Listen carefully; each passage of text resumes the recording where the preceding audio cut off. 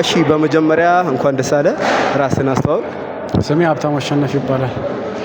እሺ ሀብቴ ከ2 ዓመት በኋላ ዛሬ በኢትዮጵያ ቡና ማሊያ የመጀመሪያ ግብን አስቆጥራል። ምን አይነት ደስታ ፈጠረልና ስሜቱስ ምን አይነት ነው?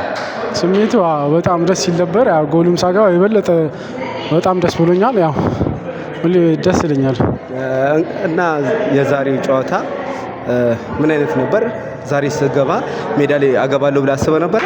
በጣም አገባለሁ ብዬ አስቤ ነበር። አገባለሁ ብዬ አስቤያለሁ። እሺ ጨዋታውን እንዴት ተመለከትከው? ያለው የሜዳ ላይ ድባብ?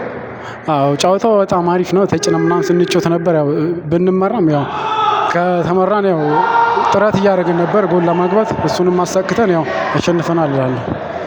እሺ ዛሬ በጨዋታ ላይ ቋሚ ተሰላፊ ሆነ ጀምረሃል።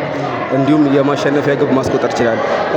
ወደፊት ላይ ካንተ ከሀብታሙ ምን እንጠብቅ እና እስቲ ራስህንም ያለውን ነገር ግልጽ ነው።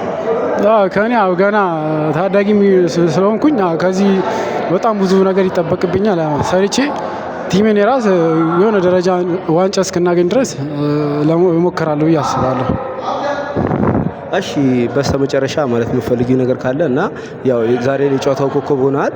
ያለውን ዋንጫውን ለማን እንደምታበረክትና ያለውን ስሜት እስቲ።